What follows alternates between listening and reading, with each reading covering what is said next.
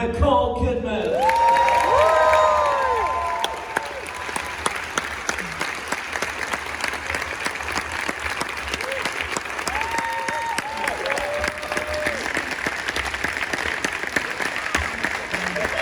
Saying that I'll take on Lucille Ball, I thought, wow, what a great opportunity. And then when it trickled back to me, because I don't go on the internet and sort of Google myself or anything, that I wasn't the most popular choice to play it. I was like, okay, maybe I've made a mistake.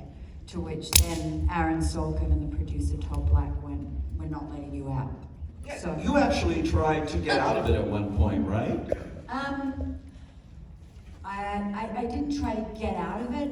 I got overwhelmed by the amount of time we had to prepare, and I was frightened, which is fine as an actor, and you get frightened. But lucky enough, we were all able to talk, and we definitely were both frightened together. And then you just put your head down and you butt up and you just go, I'm going to work and do the work and do the preparation, emotionally, technically, and be incredibly grateful for the gift of this role and this woman. She's seeing her parents and she has that emotional response because terrifying, you know, and I didn't quite realize how terrifying that would feel. But to then have her say thank you was just beautiful. And I'm subsequently, and I want you to speak, were very protective of her, you know. She went on the internet, speaking of the internet, and before I even saw the movie the first time, I saw what she had said about it. She had just seen a screening. And she said she was just raving about it, and she said, and she's telling this to the world of Lucy fans and everything, which she's so connected with, and she singled out you too, and said, "Oh my God, and Javier, and the entire cast here, and Aron, and of course Aron Sorkin. Let's give a shout out to the man who." Hello everyone, I'm very kind of overwhelmed by it's pretty amazing to be in this theater. Yeah. this is Hollywood history here. So. That's a huge screen. So my big head. You're seeing yourself in IMAX. This is IMAX. So. This is climax. Anyway, I didn't understand a word he wrote. So I had somebody to translate me the script.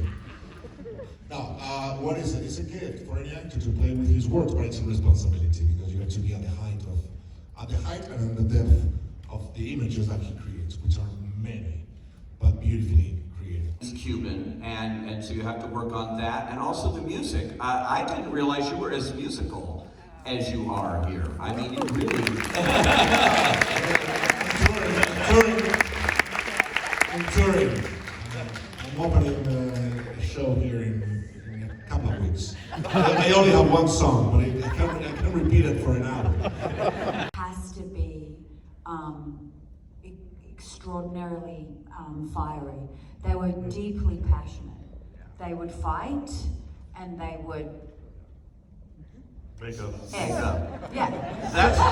That was I evident. don't swear. That was evident from the first scene in the movie before we even see your faces here. Yes. And there was enormous, but there was also incredible partnership because they were able to, she fought for him, he fought for her, and they were gorgeous together. And they had two beautiful kids, and they didn't make it all the way to the end of their lives together. But what they made during their relationship, I think, is what is celebrated in this film. And I love that. Heart has to be beating in this scene.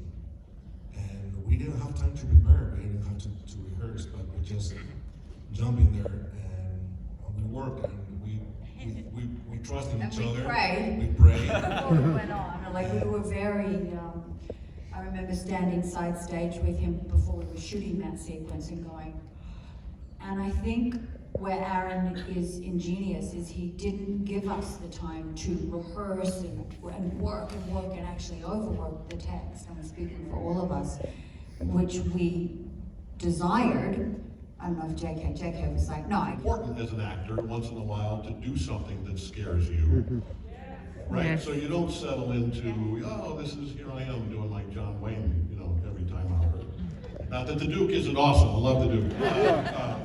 But yeah, it was a frightening, intimidating prospect. And yeah, having the ability, obviously, to watch all the old footage was fun. I'm the only one of the four of us, of course, who was actually born when I Love Lucy was still on the air. I felt a sort of an obligation there to be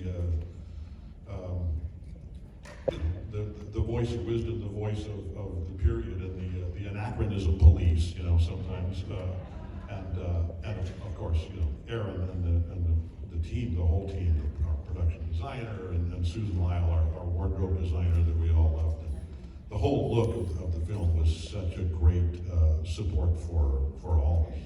And actually, Aron Sorkin had mentioned to me that you were in his head when he was writing this. You had worked with him before on A Few Good Men? We worked together every 31 years. I knew a lot about Ethel. There's all the footage I could wish for in front of me. But with Vivian, not so much. And I came across something which was a tiny little video of her being introduced by Desi before the show starts. So they introduced the whole cast, and here comes Vivian. Complete opposite of Ethel. I mean, everything that she had been, this ingenue, this leading lady, this, you know, object of desire, so to speak, this dancer comes out.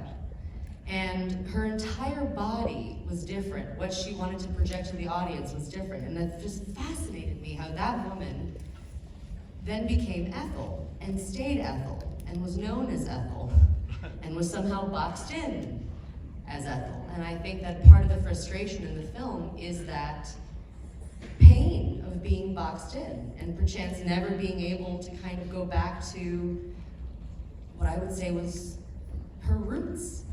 Concerning the research, I felt like Aron always, because there wasn't a lot about Jess, and he always wanted us to focus on kind of the humanity of these people. And not, because you kind of come in with an idea of this era and these people and just the humanity that they're going through. This is their life. He had worked with Lucy obviously before this, and his show was about to be canceled. His love was about to be canceled. She was about to be canceled. And just those stakes and just kind of the humanity of their relationship, that she was kind of a confidant with him. And so really just kind of getting us to kind of that base of it the whole time, which was really, really helpful. I mean, I was a huge fan. Lucille Ball is an icon, to say the least. And also, watching her performance episodes stand so strong. She's just such a brilliant clown, which is something that I always like to consider myself as, and working towards that more and more. But her physicality is just so genius. This episode with her and Harpo Marx, when she has to mirror Harpo, it's unbelievable. And I saw her doing an interview with Dick Cavett where she's kind of saying how Harpo wasn't really rehearsing, but she rehearsed, you know, tirelessly, which is what Nicole is saying is so cool to see in the film, is that Lucille Ball wasn't naturally funny, but she works. She's like, I'll be funny by Friday. Like that idea of seeing her mind and how you create comedy. It was just, I mean, watching Nicole, another icon, playing an icon, it was such a surreal and honoring experience. And the scene that we got to do together, I was really slapping myself. I was like, you just gotta focus. You just gotta get through this. But it was an honor, it really was. Alan Shane, who was the head of Warner Brothers Television, hired Bob and Madeline. And so when I was offered this role, it was a surprise to my agent, to Aron, and to Francine, the casting director, that I knew Madeline. And so it was daunting for me because I knew her very well. I worked with her every day and Bob for 8 years. They were an awesome couple. They were scary, and they were smart, And they came from radio when television was just beginning. And Madeline was the first or second woman in comedy, in television. That's astonishing in this day and age. There still aren't enough women in those rooms. Yes.